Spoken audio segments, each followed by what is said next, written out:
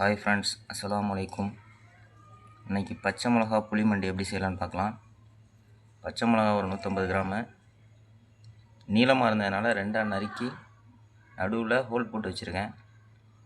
10-12 சின்ன வெங்காயம், தாளிக்கு தேவையான பொருட்கள்: கடுகு, கொஞ்சம் சீரகம், கொஞ்சம் வெந்தயம், கருவேப்பிலை, மஞ்சத்தூள், பெருங்காயத்தூள், புளி, பெரிய நெல்லிக்காய் சைஸு புளி.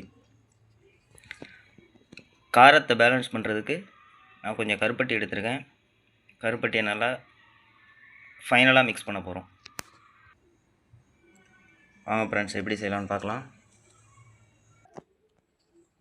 வாங்க ஃப்ரெண்ட்ஸ் செய்யலாம். அடுப்பில் பாத்திரம் வச்சுட்டேன். இது செய்கிறதுக்கு நல்லெண்ணெயில் செஞ்சதான் நல்லது. நல்லெண்ணெய் ஊற்றிக்கலாம். இப்போ கொஞ்சம் அதிகமாக தான் எண்ணெய் வேணும். தாளிக்க தேவையான பொருட்கள் போட்டுக்கலாம்.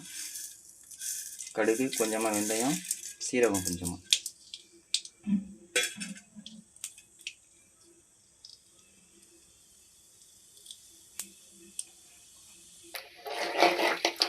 கடுகு வெந்தயம் நல்லா பொரிஞ்சிக்கிட்டு இருக்கு. எடுத்து கொஞ்சமாக கருவேப்பிலை சேர்த்துக்கலாம்.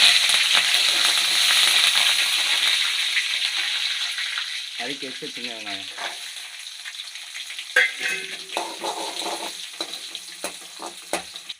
வெங்காயம் சீக்கிரமாக வதங்குறதுக்கு கொஞ்சமாக உப்பு சேர்த்துக்குவோம். கொஞ்சமாக பெருங்காயம் சேர்த்துக்குவோம். நம்ம கீரி வச்ச பச்சை மிளகா நல்லா எண்ணெயிலே வேகணும். 80% எண்ணெயிலே வதக்கணும்.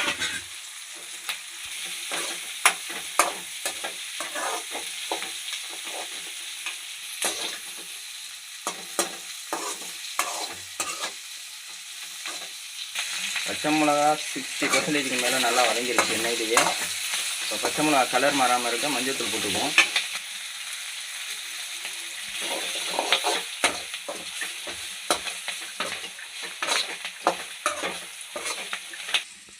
கரைச்சி வச்சிருக்க புளியை சேர்த்துருவோம்.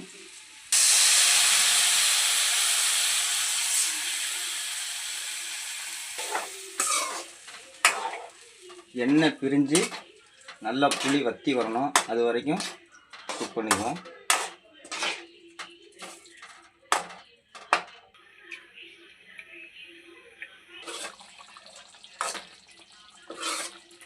ஃப்ரெண்ட்ஸ், புளி நல்லா சுண்டி வந்துருச்சு.